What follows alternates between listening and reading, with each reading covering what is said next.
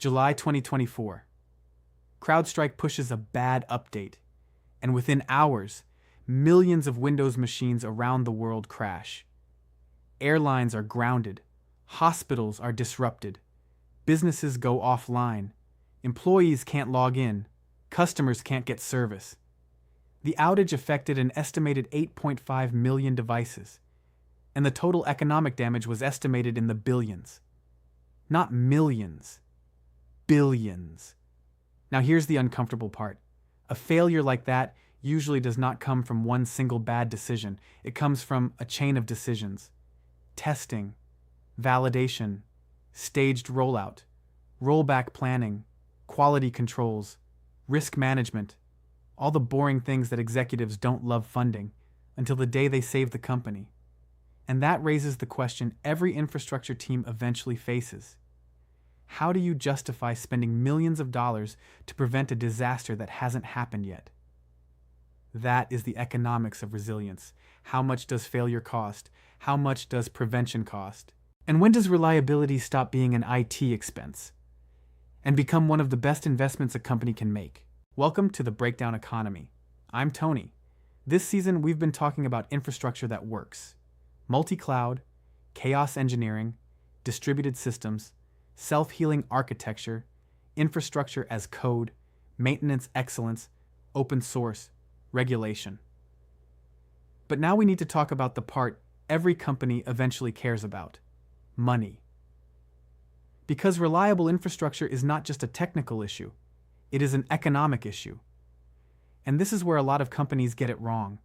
They look at resilience as a cost, a bigger engineering team, more testing, more monitoring, more redundancy, more compliance, more time before launch.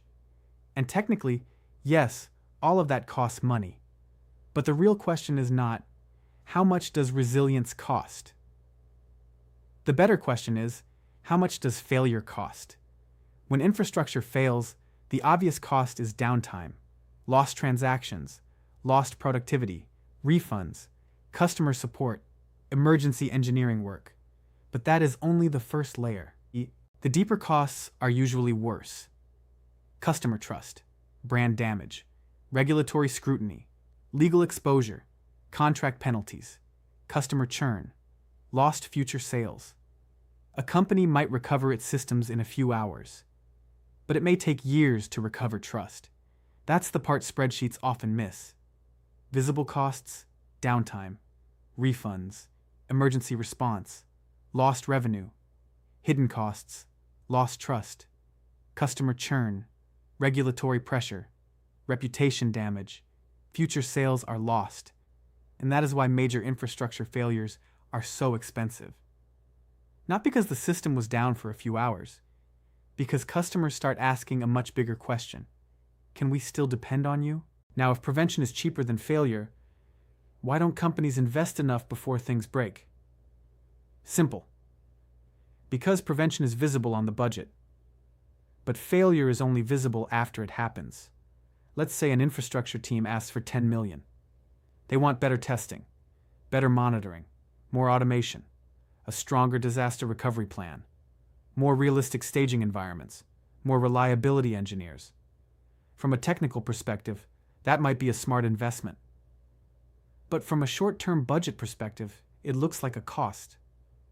The CFO sees the money leaving now, but the outage that investment prevents might never happen. Or it might happen next year, or 3 years from now, or after the current leadership team has already moved on. That creates a dangerous incentive. The company can cut reliability spending today and still look fine this quarter, until the failure arrives. This is the prevention paradox. When resilience works, nothing happens. No outage, no headline, no angry customers, no emergency board meeting. And because nothing happens, people start wondering whether the investment was necessary. That's the strange thing about reliability. Success is invisible. Failure is public. And in a lot of companies, invisible success is hard to reward. The engineer who prevents a disaster may never be celebrated. The team that ships a new feature gets applause. The team that quietly prevents outages gets asked why their budget is so high. That is how companies end up underinvesting in the very systems that keep the business alive. Now, to be fair, resilience is not cheap. Reliable infrastructure takes real investment.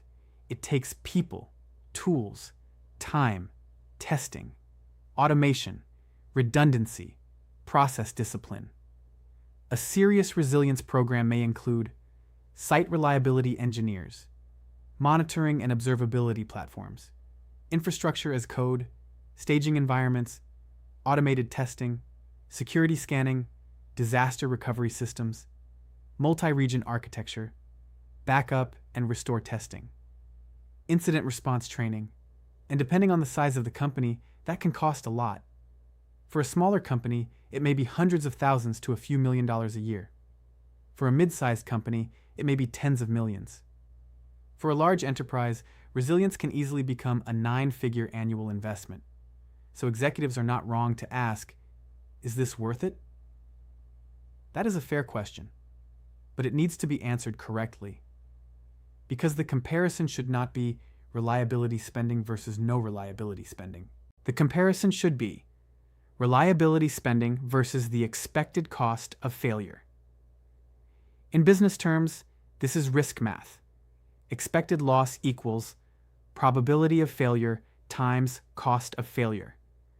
So, if a major outage has a 20% chance of happening in a given year, and that outage would cost $50 million, your expected annual loss is $10 million. That means spending $5 million to significantly reduce that risk may not be expensive. It may be profitable. This is where infrastructure becomes a business case. Not fear, not theory. Math. Here's a simple way to think about it. First, estimate the cost of failure, not just downtime. Include lost revenue, customer churn, refunds, support costs, regulatory exposure, reputation damage, and lost future business. Second, estimate the probability of failure. Look at your own history. How often have you had outages? How many near misses? How many manual processes? How many single points of failure? How often do deployments go wrong? How often does recovery depend on one person knowing what to do? Third, estimate how much the investment reduces risk. Better testing may reduce bad deployments. Infrastructure as code may reduce configuration mistakes. Monitoring may reduce recovery time. Multi-region design may reduce the impact of a regional outage. Chaos engineering may reveal weaknesses before customers do. Fourth, compare the savings to the investment. If the expected annual loss is 20 million, and a 6 million resilience program reduces that expected loss to 8 million won, then the company saves 12 million in avoided risk. Subtract the 6 million investment and the net benefit is 6 million. That is not just resilience, that is return on investment. And in many companies, reliability investments may outperform traditional business investments because they protect revenue that already exists. That is the key. Reliability is not only about preventing losses. It protects the customer base. It protects trust. It protects the revenue engine. And once you understand that, infrastructure stops looking like a cost center. It starts looking like business insurance with an operating return. So if the math can work, why do features usually win? Because features are easy to see. A new dashboard, a new app experience, a new AI tool, a new product tier, a new customer-facing capability. Features can be demoed, they can be marketed, they can be put in a press release. Reliability is harder. You can't easily show customers the outage that didn't happen.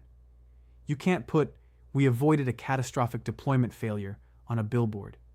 You can't always prove the disaster that never occurred. So companies often reward what is visible. New features, growth metrics, launch velocity, revenue expansion, and they under-reward what is invisible. Clean architecture, better testing, operational discipline, well-maintained systems, reliable recovery. That is why infrastructure teams need to translate reliability into business language.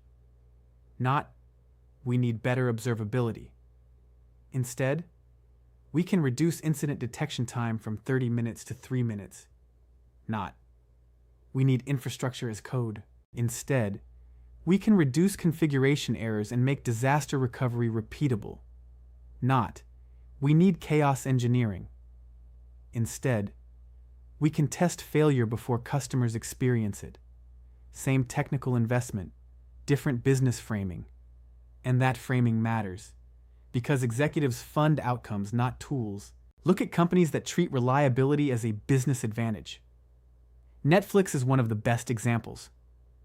Netflix invested heavily in chaos engineering, distributed systems, and resilience because streaming depends on trust.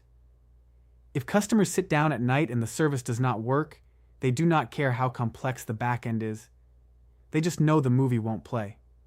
So Netflix made reliability part of the product, not separate from the product. The experience is the product.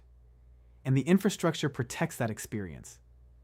Spotify is another good example. For a streaming platform, downtime is not just an engineering issue. It affects user habits. People expect music to work instantly.